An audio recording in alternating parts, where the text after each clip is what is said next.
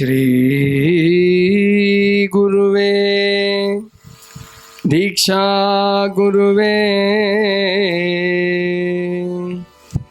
ಶಿಕ್ಷಾ ಗುರುವೇ ರಕ್ಷಾ ಗುರುವೇ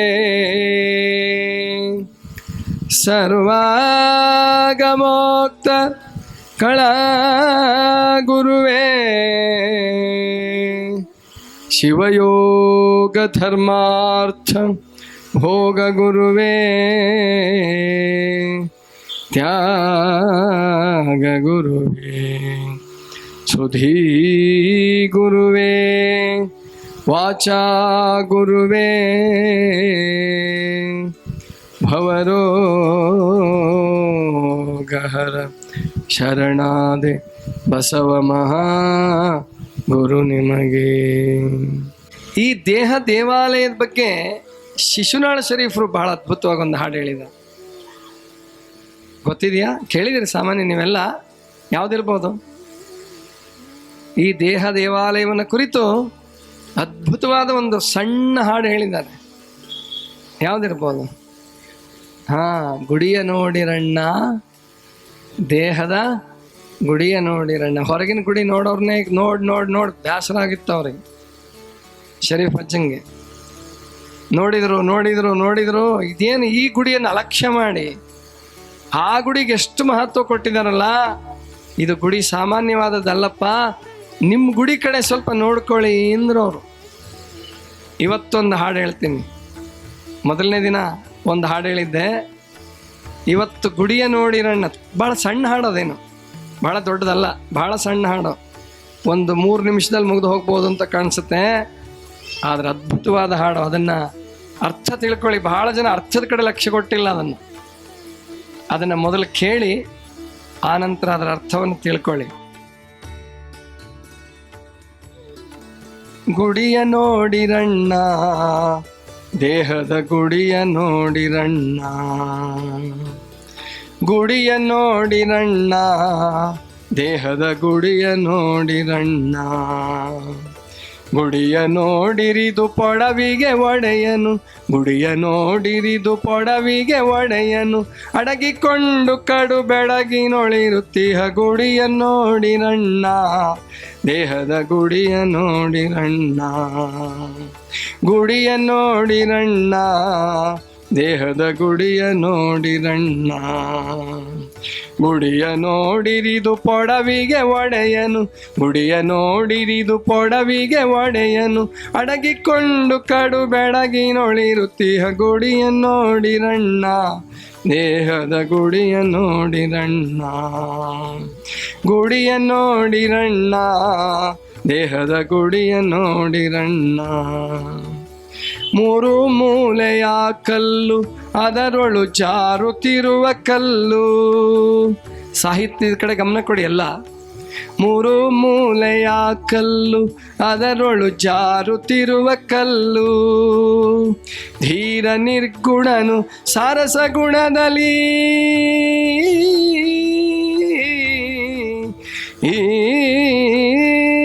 ಧೀರ ನಿರ್ಗುಣನು ಸಾರಸ ಗುಣದಲ್ಲಿ ತೋರಿ ಅಡಗಿತ ಬ್ಯಾರಾಗಿರುತ್ತೀಹ ಗುಡಿಯ ನೋಡಿರಣ್ಣ, ದೇಹದ ಗುಡಿಯ ನೋಡಿರಣ್ಣ, ಗುಡಿಯ ನೋಡಿರಣ್ಣ, ದೇಹದ ಗುಡಿಯ ನೋಡಿರಣ್ಣ. 6 3 ಕಟ್ಟಿ ಮೇಲಕ್ಕೆ ಏರಿದವನೇ ಗಟ್ಟಿ, 6 3 ಕಟ್ಟಿ ಮೇಲಕ್ಕೆ ಏರಿದವನೇ ಝಟ್ಟಿ, ಭೇರಿ ಕಾಳಿ ಶಂಖ ಭಾರಿ ಸುನಾದದಿ,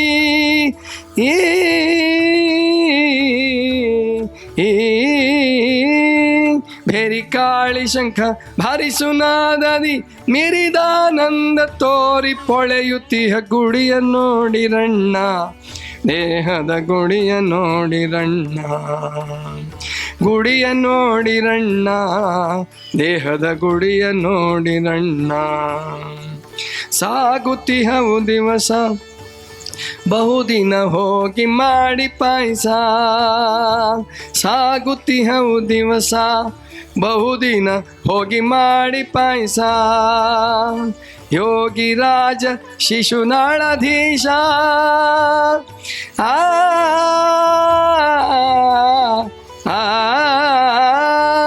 ಯೋಗಿರಾಜ ಶಿಶುನಾಳಧೀಶ ತಾನಾಗಿ ಪರಾತ್ಪರ ಬ್ರಹ್ಮ ರೂಪನಿಹ ಗುಡಿಯ ನೋಡಿರಣ್ಣ ದೇಹದ ಗುಡಿಯ ನೋಡಿರಣ್ಣ ಗುಡಿಯ ನೋಡಿರಣ್ಣ ದೇಹದ ಗುಡಿಯ ನೋಡಿರಣ್ಣ ಗುಡಿಯ ನೋಡಿರಿದು ಪೊಡವಿಗೆ ಒಡೆಯನು ಗುಡಿಯ ನೋಡಿರಿದು ಪೊಡವಿಗೆ ಒಡೆಯನು ಅಡಗಿಕೊಂಡು ಕಡು ಬೆಳಗಿನೊಳಿರುತ್ತೀಹ ಗುಡಿಯ ನೋಡಿರಣ್ಣ ದೇಹದ ಗುಡಿಯ ನೋಡಿರಣ್ಣ ದೇಹದ ಗುಡಿಯ ನೋಡಿರಣ್ಣ ದೇಹದ ಗುಡಿಯ ನೋಡಿರಣ್ಣ.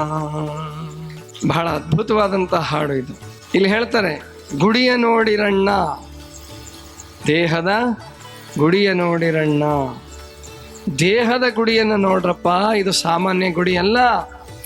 ಗುಡಿಯ ನೋಡಿರಿದು ಪೊಡವಿಗೆ ಒಡೆಯನು ಅಡಗಿಕೊಂಡು ಕಡು ಬೆಡಗಿನೊಳಿರುತ್ತೀಹ ಗುಡಿಯ ನೋಡಿರಣ್ಣ. ಪೊಡವಿಗೆ ಒಡೆಯನಾದಂತಹ ಬ್ರಹ್ಮಾಂಡಾಧಿಪತಿಯಾದಂತಹ ಪರಬ್ರಹ್ಮ ಸ್ವರೂಪನಾದಂತಹ ಪರಮಾತ್ಮ ಅಡಗಿಕೊಂಡಿರುವ ಮಹಾ ಗುಡಿ ಇದು, ಮಹಾ ಮನೆ. ಹೆಂಗಿದಾನಂತ ಅವನು ಅಂದರೆ ಕಡು ಬೆಡಗಿನೊಳಿದಾನೆ. ಈಗ ನಿಮ್ಮ ಒಳಗಡೆ ಎಲ್ಲ ಪರಮಾತ್ಮ ಇದ್ದಾನೆ ಪರಮಾತ್ಮ ಇದ್ದಾನಂತ ಎಲ್ಲ ಪುರಾಣಕಾರರು ಹೇಳ್ತಾರೆ, ಎಲ್ಲ ಸ್ವಾಮಿಗಳು ಹೇಳ್ತಾರೆ, ಎಲ್ಲ ಗುರುಗಳು ಹೇಳ್ತಾರೆ. ಮತ್ತು ನಿಮಗೇನಾದರೂ ಅದು ಅನುಭವಕ್ಕೆ ಬಂದಿದೆಯಾ? ಇಲ್ಲ, ಯಾರಿಗೂ ಅನುಭವಕ್ಕೆ ಬಂದಂಗೆ ಕಾಣಿಸಲ್ಲ. ಹೋಗ್ಲಿ ಬಿಡ್ರಿ, ನಮ್ಮದು ನಿಮ್ಮದು ವಿಷಯ ಬಿಟ್ಬಿಡೋಣ. ಆ ಓಪನ್ ಹಾರ್ಟ್ ಸರ್ಜರಿ ಮಾಡ್ಯಾರಲ್ಲ ಡಾಕ್ಟ್ರು, ಏನ್ರಿ ನಿಮ್ಮ ಹೃದಯ ಕೊಯ್ದು ಬಗೆದು ನೋಡಿದಾರಲ್ಲ, ಅವ್ರಿಗಾದ್ರೂ ಕೇಳೋಣ, ಏನು ಸಾರ್ ಒಳಗಡೆ ಏನಾದ್ರು ಕಂಡಿದ್ದೀರಾ, ಅಲ್ಲಿ ಯಾರಾದರೂ ಇದ್ದಾರಾ ಅಂದರೆ ಅಯ್ಯೋ ಅಲ್ಲಿ ಯಾರೂ ಇಲ್ಲ, ಅಲ್ಲಿರೋದು ಬರೀ ಅಷ್ಟೇ ಹೃತ್ಕರ್ಣ ಹೃತ್ಕುಕ್ಷಿ ಕೋಣೆ, ಆ ಒಂದಿಷ್ಟು ಅಪಧಮನಿಗಳು ಅಭಿಧಮನಿಗಳು ಕನೆಕ್ಷನ್ಸು, ಬರೀ ಇವೇ ಇರೋದು, ಇನ್ನೇನು ಇಲ್ಲ ಅಲ್ಲಿ. ದೇವರು ಕಾಣಲಿಲ್ಲ, ದೆವ್ವನು ಕಾಣಲಿಲ್ಲ.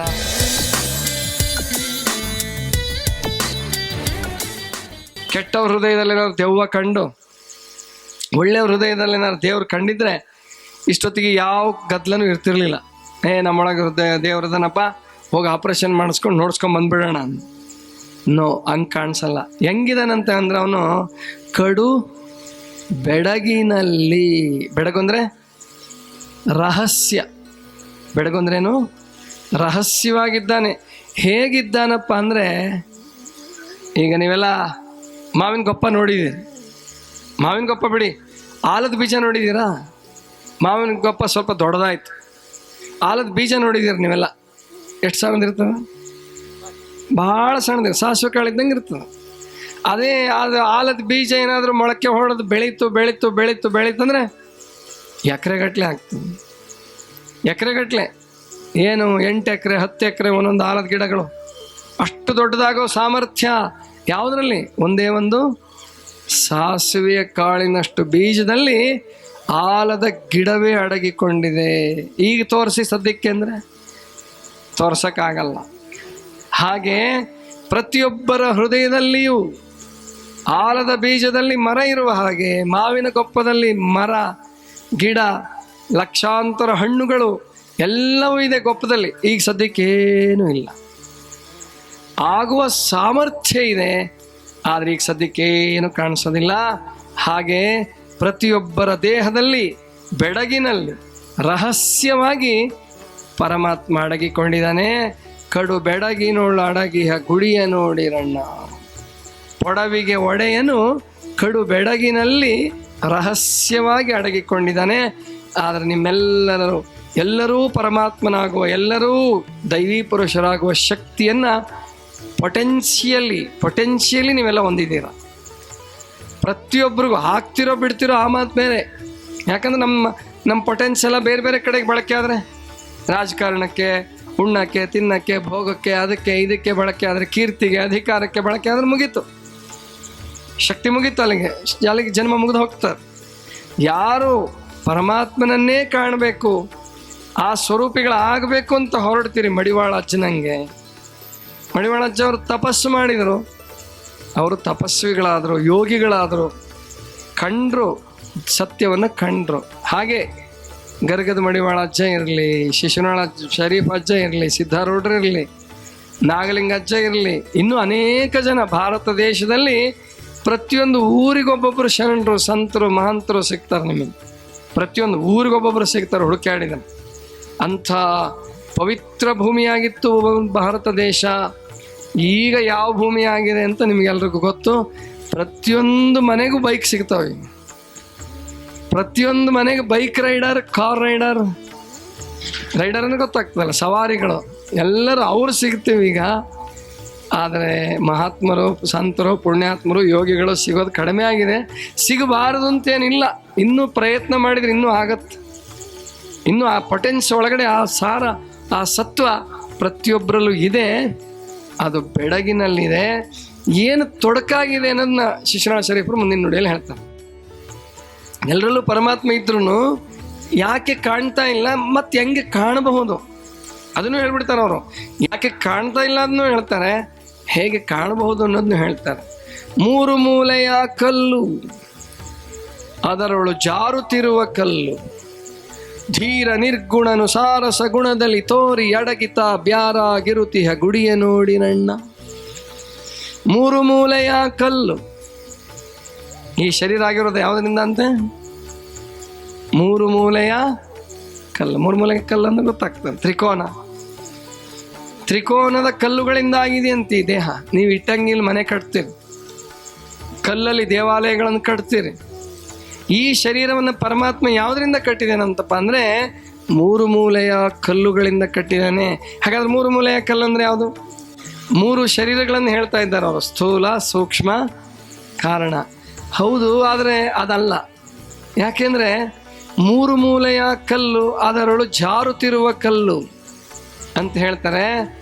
ಮತ್ತು ಈ ಬೆಳಗಿನ ವಚನಗಳು ಹಿಂಗಿರ್ತಾವಲ್ರಿ, ಬೆಳಗಿನ ಹಾಡುಗಳು. ನೀವೊಂದಿದ್ದು ಸರಿ ಅಂತ ಹೇಳ್ಬೋದೇನೋ. ಅಜ್ಜನ ಕೇಳಿ, ಶರೀಫ್ ಅಜ್ಜನ ಕೇಳಿದ್ರೆ ಅವ್ರು ಹೇಳಿದ್ದೆ ಸರಿಯೋ ಮಾರಾಯ, ನೀನು ಹೇಳಿದ ತಪ್ಪು ನನಗೆ ಅಂದರೆ ಶರೀಫ್ ಅಜ್ಜನ ಕೇಳಿದ್ರೆ ಹಂಗೂ ಹೇಳ್ಬೋದು. ಆದ್ರೆ ನಾನೊಂಥರ ಊಹೆ ಮಾಡಿದ್ದೀನಿ. ನನ್ನ ಒಂದು 12-13 ವರ್ಷದ ಅನುಭವದಲ್ಲಿ ನಾನೊಂದು ದರ್ಶನ ಕಂಡುಕೊಂಡಿದ್ದೀನಿ. ನಿಮಗೆ ಹೇಳ್ತೀನಿ ಅದನ್ನು. ಸರಿ ಅನಿಸಿದ್ರೆ ಸರಿ ಏನ್ರಿ, ಇಲ್ಲ ನಿಮ್ಮದೇ ಸ್ಥೂಲ ಸೂಕ್ಷ್ಮ ಕಾರಣ ಶರೀರಗಳು ಇಟ್ಕೊಳ್ರಿ, ತಪ್ಪೇನಿಲ್ಲ. ನಂದೇ ಸರಿ ನಿಮ್ಮದೇ ತಪ್ಪು ಅನ್ನೋಕ್ಕೆ ನನಗೆ ಹಕ್ಕಿಲ್ಲ. ಯಾಕಂದರೆ ಬೆಳಗಿನ ವಚನಗಳು ಹಾಗೆ ಇರ್ತಾವೆ. ಅರ್ಥ ಮಾಡಿದಷ್ಟು ವಿಶಾಲ, ಅರ್ಥ ಮಾಡಿದಷ್ಟು ದೀರ್ಘ, ಅರ್ಥ ಮಾಡಿದಷ್ಟು ಆಳ ಅಂತ ಅದ್ಭುತವಾದಂಥ ವಚನ ಇದು ಶರೀಫ್ ಅಜ್ಜನ ವಚನ. ಮೂರು ಮೂಲೆಯ ಕಲ್ಲು ಅಂದರೆ ನನ್ನ ಪ್ರಕಾರ ಏನಪ್ಪ ಅಂದರೆ, ಈಗ ನಮ್ಮ ಶರೀರ ಇದೆ, ಇದು ಈ ಶರೀರ ಆಗಿರೋದು ಅಂಗಾಂಗಗಳಿಂದ ಅಲ್ವಾ. ಈಗ ಕಾಲು, ಕೈ, ಕಣ್ಣು, ಮುಖ, ಮೂಗು, ಚರ್ಮ, ಮೂಳೆಗಳು ಎಲ್ಲವೂ ಸೇರಿ, ಒಟ್ಟು ಅಂಗಾಂಗಗಳು ಸೇರಿ ಏನಾಗಿದೆ? ದೇಹ ಆಗಿದೆ, ಹೌದಲ್ವಾ? ಅಂಗಾಂಗಗಳು ಸೇರಿ ಅಂಗ ರಚನೆ ಆಗಿದೆ. ಈ ಅಂಗಾಂಗಗಳು ಯಾವುದರಿಂದ ಆಗಿದೆಯಪ್ಪ ಅಂತ ವಿಜ್ಞಾನಿಗಳು ಕೇಳಿದ್ರೆ ಅವ್ರು ಹೇಳ್ತಾರೆ ಟಿಶ್ಯೂಸ್ ಅಂತ ಹೇಳ್ತಾರೆ.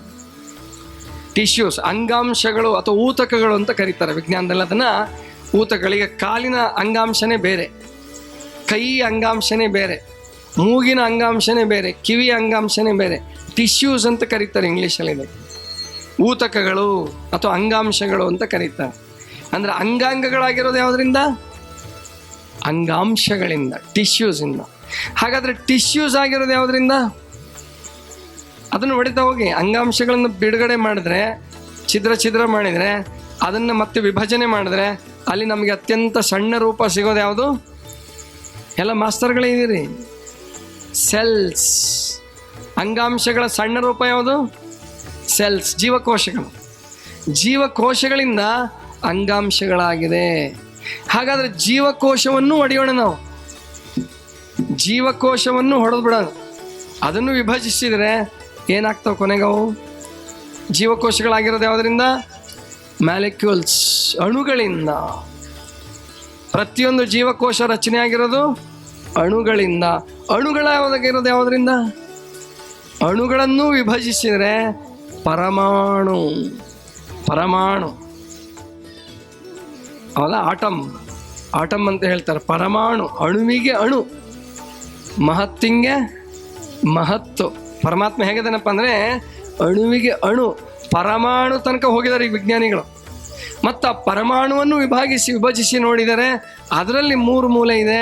ಯಾವ್ಯಾವುದು? Electrons, protons, neutrons. Electrons, protons, neutrons ಇದೆ. ನನ್ನ ಪ್ರಕಾರ 3 ಮೂಲೆಯ ಕಲ್ಲು ಅಂದರೆ ಪರಮಾಣುಗಳು.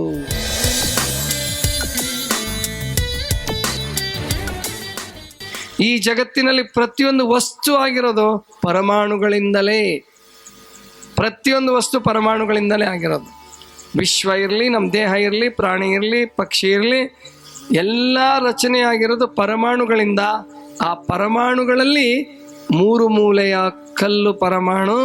ಎಲೆಕ್ಟ್ರಾನ್ಸ್, ಪ್ರೋಟಾನ್ಸ್, ನ್ಯೂಟ್ರಾನ್ಸ್ ಇದೆ 3 ಮೂಲೆಯ ಕಲ್ಲು. ಹೋಗಲಿ, ಆ ಪರಮಾಣುಗಳಾದರೂ ಸುಮ್ಮನಿದವ ಅಂದರೆ ಇಲ್ಲ. ಎಲೆಕ್ಟ್ರಾನ್ಸ್ಗಳು ಮತ್ತು ಪ್ರೋಟಾನ್ಸ್ಗಳು ಯಾವುದ್ರ ಸುತ್ತುತ್ತಿದ್ದಾವೆ? ನ್ಯೂಟ್ರಾನ್ಸ್ ಸುತ್ತುತ್ತಾ ಇದ್ದಾವೆ.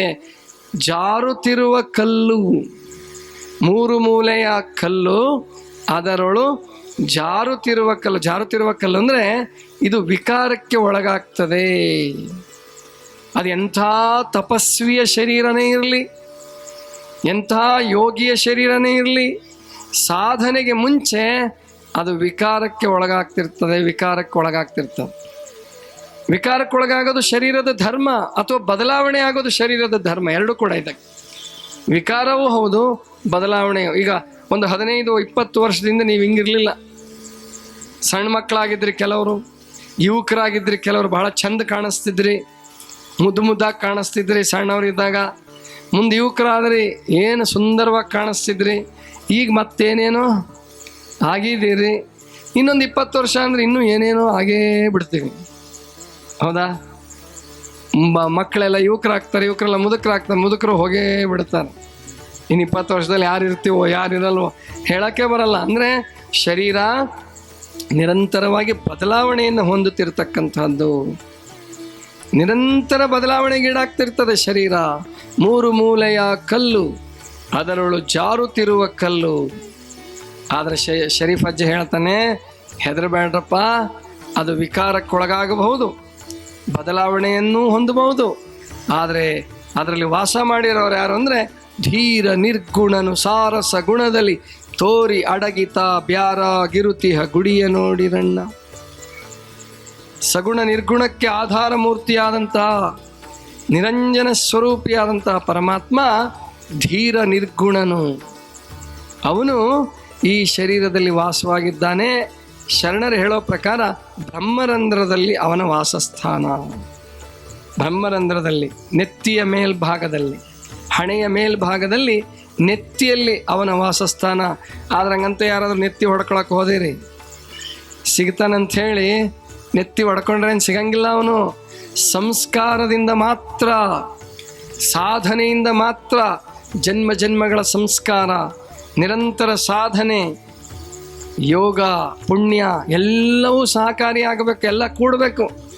ಆ ಬ್ರಹ್ಮರಂಧ್ರದ ಬ್ರಹ್ಮ ಜಾಗೃತ ಆಗಬೇಕಾದ್ರೆ ಸುಮ್ಮನೆ ಏನೋ ಆ ನೆತ್ತಿ ಹೊಡ್ಕೊಂಡ್ರೆ ಏನು ಸಿಗಂಗಿಲ್ಲ. ಹಂಗೆ ಸಿಗಂಗಿದ್ದಿದ್ರೆ ನಮ್ಮ ಕ್ರಿಕೆಟ್ ಆಟಗಾರರಿಗೆ ಪೆಟ್ಟು ಬಿದ್ದವ್ರಿಗೆಲ್ಲ ಸಿಗಬೇಕಾಗಿತ್ತು. ಸಿಗಂಗಿಲ್ಲ, ಗೊತ್ತಾಯ್ತಲ್ವಾ? ಸಿಗಂಗಿಲ್ಲ. ಅದಕ್ಕೆ ಒಟ್ಟಾರೆ ಅವನ ವಾಸಸ್ಥಾನ ಸಹಸ್ರಾರ ಚಕ್ರ ಅಂತ ಶರಣರು ಹೇಳ್ತಾರೆ. ಇಲ್ಲಿ ಆಜ್ಞಾ ಚಕ್ರದಲ್ಲಿ ಇರ್ತಾನೆ ಅಂತ ಬ್ರಹ್ಮಕುಮಾರಿಯವರು ಹೇಳ್ತಾರೆ, ಹೃದಯದಲ್ಲಿ ಇರ್ತಾನೆ ಅಂತ ಮತ್ತೊಬ್ರು ಹೇಳ್ತಾರೆ. ಆದರೆ ಎಲ್ಲ ಭಾಗದಲ್ಲೂ ಇರ್ತಾನೆ ಅವನು. ಆದರೆ ನಿಷ್ಕಳಲಿಂಗ ಸ್ವರೂಪದಲ್ಲಿ ಬ್ರಹ್ಮರಂಧ್ರದಲ್ಲಿ ಇರ್ತಾನೆ. ಆಚಾರಲಿಂಗ ಸ್ವರೂಪದಲ್ಲಿ ಆಧಾರ ಚಕ್ರ, ಅದು ಮುಂದೆ ಹೇಳೋಣ, ಇದೇ ಹಾಡಲ್ಲೇ ಬರ್ತದೆ ಮುಂದೆ. 3 ಮೂಲೆಯ ಕಲ್ಲು, ಅದರೊಳು ಜಾರುತ್ತಿರುವ ಕಲ್ಲು, ಧೀರ ನಿರ್ಗುಣನು ಸಾರಸ ಗುಣದಲ್ಲಿ. ಸಾರಸ ಗುಣದಲ್ಲಿ ನಿರ್ಗುಣ ಸ್ವರೂಪ ಆಗಿದ್ರೂ ಕೂಡ ಅವರವರಲ್ಲಿ ಅವರವರೇ ಆಗಿ, ಹೆಣ್ಣಿನಲ್ಲಿ ಹೆಣ್ಣಾಗಿ, ಗಂಡಿನಲ್ಲಿ ಗಂಡಾಗಿ, ಯೋಗಿಯಲ್ಲಿ ಯೋಗಿಯಾಗಿ, ಭೋಗಿಯಲ್ಲಿ ಭೋಗಿಯಾಗಿ, ರೋಗಿಯಲ್ಲಿ ರೋಗಿಯಾಗಿ, ಆದರೆ ತಾನೇನೂ ಆಗಲಾರದಂತೆ. ಇದು ವಿಶೇಷ. ಎಲ್ಲವೂ ತಾನಾಗಿ, ತನಗೆ ಯಾವುದರ ಅಂಟು ಇಲ್ಲದಂತೆ, ತನಗೆ ಯಾವುದರ ಬಂಧನವಿಲ್ಲದಂತೆ, ನಿರ್ಲಿಪ್ತವಾಗಿ ಅಂಟಿಯೂ ಅಂಟಲಾರದ ಹಾಗೆ ಇರುವ ಶಕ್ತಿ ಆ ಪರಬ್ರಹ್ಮ ಸ್ವರೂಪನಿಗಿದೆ. ಅದಕ್ಕೆ ಹೇಳ್ತಾರೆ, ಧೀರ ನಿರ್ಗುಣನು ಸಾರಸ ಗುಣದಲ್ಲಿ ತೋರಿ ಅಡಗಿತ ಬ್ಯಾರಾಗಿರುತಿಹ ಗುಡಿಯ ನೋಡಿರಣ್ಣ. ಬಹಳ ಅದ್ಭುತವಾದಂತಹದ್ದು. ಮುಂದೆ ಹೇಳ್ತಾರೆ, 6 ಕಟ್ಟಿ ಮೇಲಕ್ಕೆ ಏರಿದವನೇ ಝಟ್ಟಿ. 6 ಕಟ್ಟು. ಮತ್ತೊಂದು ಪ್ರಶ್ನೆ ನಿಮಗೆ ಇವಾಗ. ಈಗ 6 ಅಂದ್ರೆ ಯಾವ್ಯಾವುದು? 6 ಕರ್ಮೇಂದ್ರಿಯ. ಗುಡ್. 6 ಕರ್ಮೇಂದ್ರಿಯಗಳು ಯಾವುದ್ರಿ ಶರಣ್ರಿ? ಕರ್ಮೇಂದ್ರ, ಕಾಮಕ್ರೋಧ ಲೋಭ ಅವು ಕರ್ಮೇಂದ್ರಿಯಗಳಲ್ಲ. ಅರಿಷಡ್ ವರ್ಗಗಳು 6. 3 ಯಾವುದು? ತ್ರಿಗುಣಗಳು. ಇಲ್ಲಿ ಹೇಳ್ತಿದ್ದಾರೆ ಅಮ್ಮವರು. ಅರಿಷಡ್ ವರ್ಗಗಳು 6, ತ್ರಿಗುಣಗಳು 3. ಅವನ್ ಕಟ್ಟಬೇಕು ಅಂತ ಹೇಳಕತ್ತಾರ. ಕಾಯ ವಾಚ ಮನಸ್ಸ ಅಂತನೂ ಅಭಿಪ್ರಾಯ ಬರ್ತಾ ಇದೆ. ಗುಡ್. ಸಂತೋಷ ನನಗೇನಂದ್ರೆ, ನಾನು ಕೇಳಿದಕ್ಕೆ ನೀವೆಲ್ಲ ಸ್ಪಂದಿಸ್ತಿರಲ್ಲ, ಅದೇ ದೊಡ್ಡ ಸಂತೋಷ. ಆದರೆ ಇಲ್ಲಿ ನನ್ನ ಪ್ರಕಾರ 6 ಕಟ್ಟಿ ಮೇಲಕ್ಕೆ ಏರಿದವನೇ ಗಟ್ಟಿ ಅಂತ ಹೇಳ್ತಿರ್ಬೇಕಾದ್ರೆ, ಈ ಇವ್ರದೇ ಹಾಡು ಇನ್ನೊಂದು ಬರ್ತದೆ. ಚೆನ್ನಪ್ಪ ಚೆನ್ನೇಗೌಡ ಕುಂಬಾರ ಮಾಡಿದ ಕೊಡನವ್ವ ಚಂದಕ ತಂದೇನ ತಂಗಿ. ಅದರಲ್ಲಿ 6, 6, 3, 9 ಛಿದ್ರದ ಕೊಡನವ್ವ ಅಂತ ಬಳಸ್ಯಾರ. ಹಂಗೆ ಅರ್ಥ ಮಾಡೋದಾದರೆ 6, 3 ಅಂದ್ರೆ ಇಲ್ಲಿ ಅರಿಷಡ್ ವರ್ಗಗಳು ಅಲ್ಲ ಮತ್ತು ತ್ರಿಗುಣಗಳು ಅಲ್ಲ, ನವದ್ವಾರಗಳು, 9 ದ್ವಾರಗಳು. 9 ದ್ವಾರಗಳು ಅಂದ್ರೆ ಗೊತ್ತಲ್ಲ ನಿಮಗೆಲ್ಲ, ಎಲ್ರಿಗೂ ಅದಾವ 9 ದ್ವಾರಗಳು. ಆದರೆ ಎಂತ ಮಜಾ ಅಂದರೆ, ಯಾವಕ್ಕೂ ಡೋರ್ ಇಲ್ಲ ಅದಕ್ಕೆ, ಆದರೂ ಸೋರೋದಿಲ್ಲ. ಎಂತ ಅದ್ಭುತ ನೋಡ್ರಿ. 9 ಬಾಗಿಲಿಗೆ ಯಾವಕ್ಕೂ ಬಾಗಿಲಿಲ್ಲ, ಆದರೂ ಸೋರೋದಿಲ್ಲ. ಏನು ಅದ್ಭುತ ನೋಡ್ರಿ. ಹೆಚ್ಚು ಕಡಿಮೆ ಮಾಡ್ಕೊಂಡ್ರಿ ಸೋರಕ್ಕೆ ಶುರು ಆಗ್ತದೆ. ಏನು ಮಜಾ ಇದೆಯಲ್ಲ, ಎಂಥ ಅದ್ಭುತ ನೋಡ್ರಿ. ಇನ್ನೇನು ನೋಡ್ಬೇಡ್ರಿ, ನಿಮ್ಮನ್ನು ನೀವು ನೋಡ್ಕೊಂಡ್ರೆ ಸಾಕು, ಪರಮಾತ್ಮನ ಅಸ್ತಿತ್ವ ಕಂಡುಬಿಡ್ತದ್ರೆ. ಯಾವುದಪ್ಪ? ಮೂಗಿನ 2 ಹೊರಳೆಗಳು, ಕಿವಿ 2, ಕಣ್ಣೆರಡು, ಬಾಯಿ 1. ಎಷ್ಟಾಯ್ತು? 7 ಆಯಿತು. ಪ್ಲಸ್ 1, 2. ಗೊತ್ತಾಯ್ತಾ? ಅರ್ಥ ಆಯ್ತಲ್ಲ? 9 ದ್ವಾರಗಳು. ಇವನು ಕಟ್ಟಬೇಕಂತ ನೋಡ್ರಿ. ಇವನು ಕಟ್ಟಿದ್ರೆ ಮೇಲಕ್ಕೇರಕ್ಕೆ ಸಾಧ್ಯ ಅಂತೆ, ಇಲ್ಲ ಅಂದರೆ ಕೆಳಗೆ ಬೀಳೋದಂತಾರೋ. ಹಂಗಾದ್ರೆ ನೀವು ಅಂತೀರಿ, ಹಂಗಾರೆ ನಾಳೆಯಿಂದ ನಿಮ್ಮ ಸಾವಾಸವೇ ಬೇಡ. 9 ಕಟ್ಟಬೇಕಂದ್ರೆ ಏನ್ರಿ ನೀವು ಹೇಳೋದು? ಉಣ್ಣಂಗಿಲ್ಲ, ಧಾರಾವಾಹಿ ನೋಡಂಗಿಲ್ಲ, ಚಿತ್ರಗೀತೆ ಕೇಳಂಗಿಲ್ಲ, ಪೌಡ್ರಸ್ನೋ ನೋಡಂಗಿಲ್ಲ. ಹಂಗಾದ್ರೆ ಇನ್ನು ಏನೂ ತಿನ್ನಂಗಿಲ್ಲ, ನೋಡಂಗಿಲ್ಲ, ಏನು ಮಾಡಂಗಿಲ್ಲ, ನೀವು ಹೋಗಂಗೂ ಇಲ್ಲ. ಹೌದಾ? ಹಂಗಾರೆ ಇನ್ನು ಮತ್ತೆ ನಿಮ್ಮ ಪ್ರಯೋಜನ ಏನು? ನಿಮ್ಮ ಕೆಲಸ ಏನು? ನೀವು ಗುರುಗಳೇನಕ್ಕೆ ಬೇಕು? ಕಟ್ಟೋದು ಅಂದ್ರೆ ಹಂಗಲ್ಲ. ಕಟ್ಟೋದು ಅಂದ್ರೆ ಫುಲ್ ಕ್ಲೋಸ್ಡ್ ಅಲ್ಲ, ಕಂಟ್ರೋಲ್.